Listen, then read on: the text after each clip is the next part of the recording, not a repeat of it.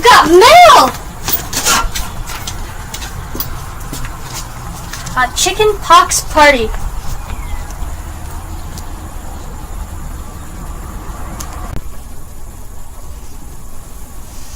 It's the bear! It's the bear!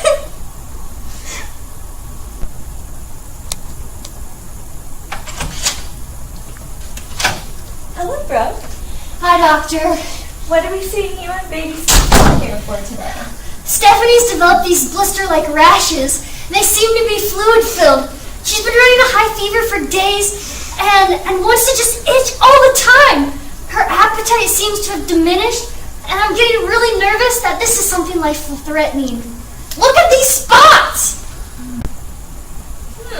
That's very puzzling. Let me perform some examinations on Stephanie. I would like to take a sample of the fluid inside her skin lesions, and I believe that I can get some insight into what she's infected with. But once I get these gloves on, we're going to run PCR on the fluid to see if there's any viral DNA within it. And then we're also going to do an IgG ELISA test, which will tell us if she's infected with the virus. Wait, why are you running all these tests on Stephanie? Well, primary viral infections elicit IgG, IgM, and IgA antibodies, which bind to many classes of viral proteins. So virus-specific cellular immunity is critical for controlling viral replication. So if she has an increased amount of these IgG antibodies, that means she's infected with something, and then we want to run PCR in order for that to tell us what virus it is based on its DNA. Okay, so now that I have my samples, I'm going to go run some tests to give you guys some more information. I'll see you guys in like 12 hours or so.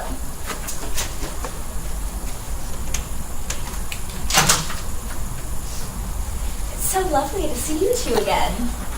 Unfortunately, tests confirm that Stephanie is infected with varicella zoster virus. Huh, that sounds horrible. What is varicellular foster virus? Varicella zoster virus, or also known as the VZV, is a virus that causes the chickenpox. It's an alpha herpes virus, and it's an enveloped virus, and it has a double-stranded DNA in its genome. How in the world did my sweet baby girl get this virus? Well, the virus is transmitted by entering the respiratory tract, and also through the conjunctiva, which is her eyelid. This is done through direct contact with an infected person, such as touching lesions or droplets entering through lesions in the skin via coughing, sneezing, or kissing. Most common mode of entry is through the respiratory tract, and the virus's first replication is in the nasopharynx region, and then it spreads to the rest of the body after 4 to 6 days of replication via the bloodstream. Those infected with chickenpox are contagious 1 to 2 days before the onset of symptoms and remain contagious until the skin lesions have scabbed over entirely. Those who are exposed to VZV usually take between 10 and 21 days to show symptoms. Hey!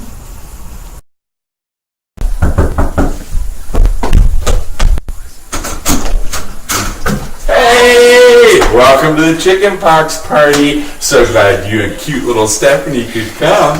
Thank you so much for having us. We have our invite here and everything. We're so ready. Oh, awesome.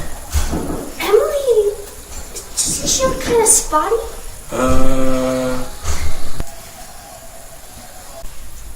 Yeah, she came down with these awful-looking red spots about a week ago. The doctor said it was something called like chicken pox or something like that, and once you have it, you could never give it again. Oh, really? Yeah, she said it was highly contagious, so I thought, what would be a better idea than to have Stephanie come over and play with Emily? She could then get it, and she wouldn't have to deal with these ugly red rashes ever again in her entire life. You'd hate to see her get those when she was older. I know, man. This sounds like a great idea. I would definitely hate to see Stephanie deal with these ugly rashes later on in life.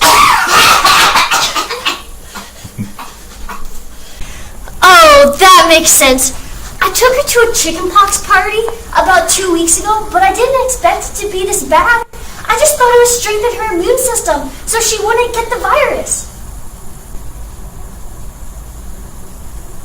Well, chickenpox is a very contagious virus.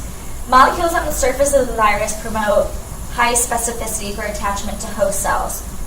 These viruses then multiply to take control of the host genetic material, regulating the synthesis and assembly of new viruses. The reason why her immune system hasn't fought off the virus yet is because the virus is actually avoiding her immune system. The virus has a prolonged incubation period, which allows for it to replicate before the immune system has a chance. For these reasons, it's proposed that BCV must encode functions which benefit the virus by evading immune responses. Oh, that little virus sounds really tricky. I do have a question though. These skin lesions are the only damage that this virus does, right? Well, chickenpox is normally a very mild virus with limited complications. However, after the initial replication, BCV persists through the body, infects sensory nerve ganglia, and visceral layers of the liver and spleen. Oh no, that doesn't sound good. How does this virus leave the body then? The infected host will release the virus through forced exhalation, either coughing or sneezing. The virus is then carried through the air by air droplets to the next host. Once the immune system has fought off the virus, a distinguishing characteristic of BCV is its ability to remain dormant in the body for a lifetime.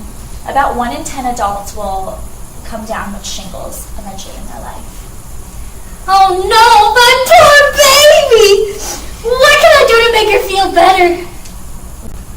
Well, the best treatment for Stephanie would have been to get her vaccinated. The vaccine is called Varilix, but since she's already infected, I'm going to go ahead and prescribe her acyclovir, an antiviral medication.